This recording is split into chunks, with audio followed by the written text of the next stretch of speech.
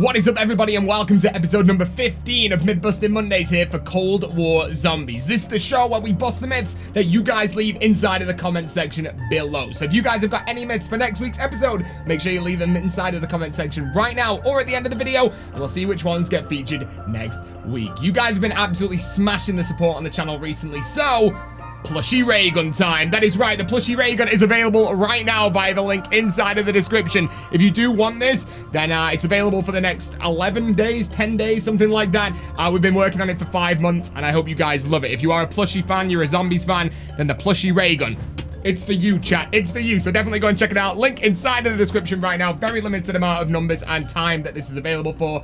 Go and check it out. But also make sure you subscribe if you are brand new. Leave a like on the video. And let's jump straight back into the first myth of today's show. Okay, so the first myth of today's show is being sent in by Darren. And Darren says, can you kill the Order in Outbreak while downed and revive yourself using tier 4 quick revive skill by killing the Order? And loads of pizza emojis. Great myth. We know that inside of other games like Black Ops 3 with similar things to the tier 4 quick revive like self-medication, gobblegum, then that didn't work with boss zombies. It worked with all kind of mini bosses and it worked with regular zombies. But when it came to boss zombies like on Der Eisendrache with the Keeper, it didn't actually revive you. You stayed down when you killed that boss zombie. But what about the Order inside of Outbreak? Is it classed as a boss zombie? It is inside of Firebase Z, but isn't classed as a boss zombie inside of Outbreak. So, without further ado, we're gonna get Order's health down super low, and then I'm gonna go down on purpose and try and get that final little bit of health off Order and see if we get revived. So without further ado, let's get Order's health all the way down. Okay, so the Order's health is super low right now, so I'm gonna go down on purpose and try and finish off Order right here, right now, while I am down. Let's see if we can get this. I don't want to kill a zombie by accident, but let's do that. Here we go. Oh, it did! It did it! Awesome. So yeah, the Order inside of Outbreak classes as a regular zombie or just a mini boss zombie. Unlike the boss zombies in other games, we actually ended up getting revived from Order inside of Outbreak. That is freaking well cool. That's so sick. But if you do kill Order with quick revive, with that final little bit of health, you will in fact get revived. There you go. Thank you very much to Darren for sending that myth in. That was awesome. And let's go straight on to the next myth of today's show. Okay, so the next myth of today's show is being sent in by Michael. And Michael says, myth, you can avoid triggering the mimic traps by using Aether Shroud. Now this is pretty interesting because we know Aether Shroud, when you go past a zombie, you're invisible. You can't be seen via that zombie. But does that also work with the mimics? My lights have now turned on. Awesome. But can that also happen with the mimics that are inside of the map before you actually walk past them and they activate and they turn into a mimic? Can you do that? And I think the best place to test that out on is of course inside the silo, exactly where we are right now. There's a room full of mimics, literally around 50 mimics that will spawn in. So when we get up to that part of the Easter egg, we're just gonna go straight through that room with our Aether Shroud on and see if we can just walk past them all without being discovered and without activating all those guys. So here we go, let's check it out. Okay, so we're now up to the part of the Easter egg that when we go through this next room, there'll be a bunch of mimics that spawn in. But I'm now gonna activate my Aether Shroud and we'll see if they can actually get activated even though we have Aether Shroud on. Here we go. Oh, no way, it actually works. How did I never know this? Why did every single person know this apart from me? Maybe they didn't, but I tell you what, I'm gonna leave this area right now. I'm gonna build back another Aether Shroud and not activate any more mimics, and I'm gonna see, do you actually need to kill all the mimics to go and get the key card, or can you just use Aether Shroud, walk straight past them, and then go and get yourself the key without activating all the mimics? Give me 1 second and we'll check this out as well. Okay, so we're gonna go back through right now with Aether Shroud, see if we can go and instantly pick up the key card that's at the end of this corridor right here without, oh no way, you can? No way! And then you could just leave. That is insane. So you don't actually have to activate any of these mimics inside of the room. If it would have been a little bit quicker right there, you would have actually been able to go straight through, activate none of the mimics, and that would have been it. You wouldn't even have to worry about these things. All you've got to do, activate Aether Shroud, pick up the key card, and that's that part of the Easter egg done and dusted without killing the actual mimics that spawn in and wasting time on, I don't know, an Easter egg speedrun if that's what you're into. But there you go. Very cool. Thank you very much for sending that myth in and hopefully spreading the word about this awesome trick that I didn't know about. So if you guys didn't know as well, there you go. Big shout out to you. Thank you for sending that in, and let's go make our way over to the next myth of today's show. Okay, so the next myth of today's show is being sent in by Curtis Wolf, and Curtis is claiming that he knows how to get out of the boss fight on Outbreak, which I've not seen anywhere yet. So this is going to be super, super cool. Curtis says that if you get out of the bunker during the boss fight, and this is how you do it, you get up to the key steps, and by getting someone to down themselves and completely bleed out, and then someone else goes to the top of the stairs before the boss fight, then the other person will spawn back in when their bleed time is back up,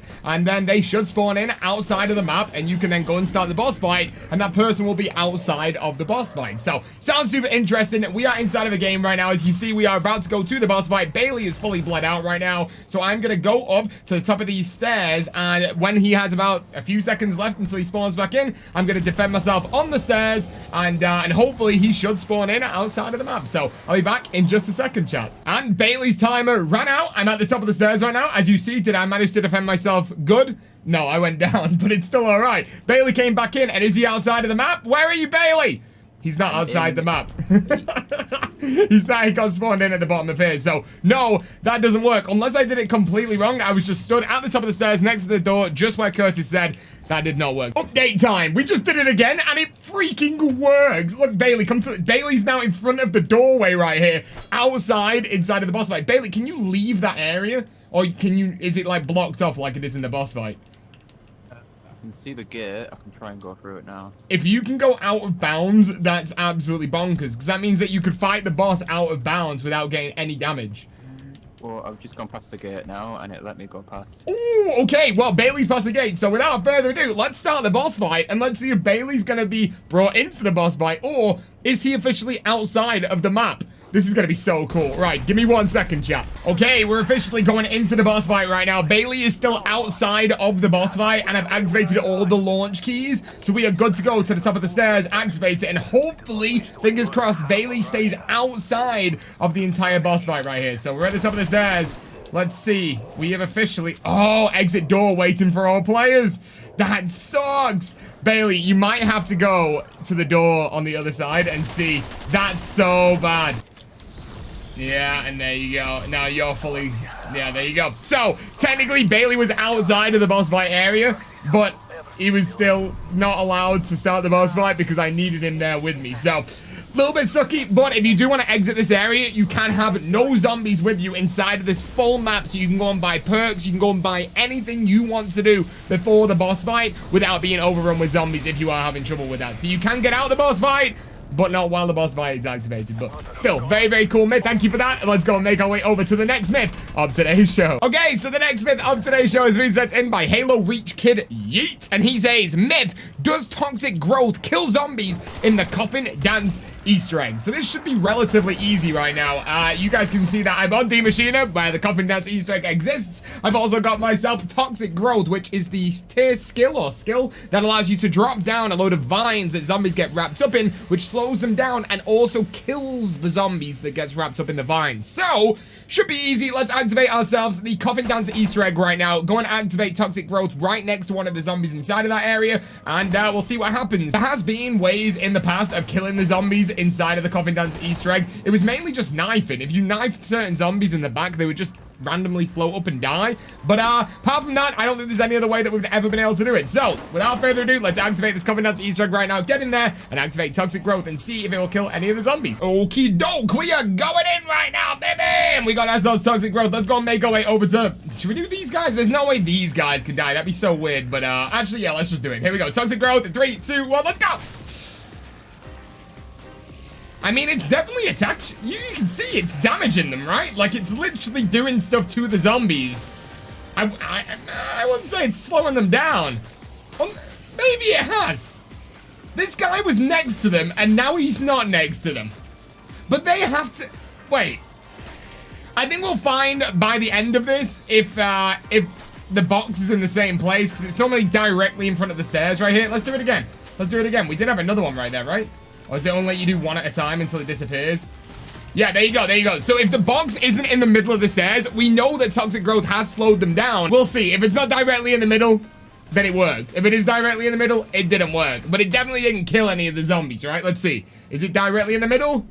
Yes, it is. And toxic growth is still inside of the map right now. So there you go. No, it doesn't look like toxic growth can actually kill the zombies inside of this coffin dance Easter egg. But It appeared to be slowing them down, but quite honestly, I couldn't really tell. Dude, a legendary M16, let's go. That's probably one of the best weapons we can get in the game right now. So there you go. Hopefully you guys have enjoyed that. Let's go make our way over to the next myth of today's show. Okay, and the final myth of today's show has been sent in by some amazing people. The Serial Glitchers discovered how to get 99 self-revives for you or your entire team on zombies. And you guys know, I featured them so many times on this channel because they're all unbelievable players inside of the zombies community and finding stuff out as well. So please support Serial Glitchers channel. Their link will be inside of the description right now. I expect all of y'all to subscribe to them, like their videos. They are awesome. But 99 revives, you want it? I want it? Yeah, of course we do. So let's jump straight into it. First things first, you want to make sure that you've got a friend online with you to help you with this. And both go over to multiplayer and go inside of custom games.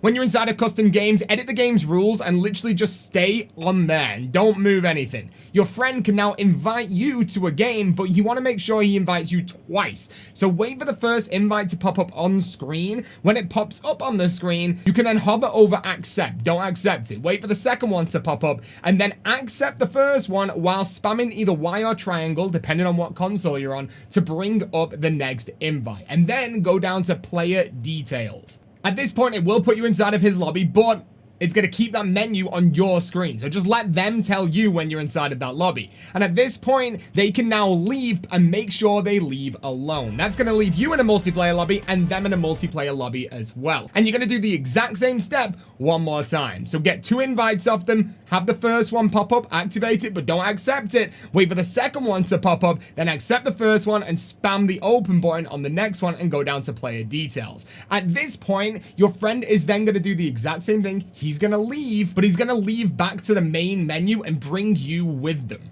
And at this point, you're going to do the exact same step one more time, but at the end of it, instead of him leaving or you leaving, you're basically going to get them to pull you over to zombies. And when they pull you over to the zombies menu, you will notice that there's a brand new icon appearing on the screen. If you jump between game and player, you'll notice that you now have another thing that you can go down to that says last stand. And inside of that last stand menu, there is self-revive count.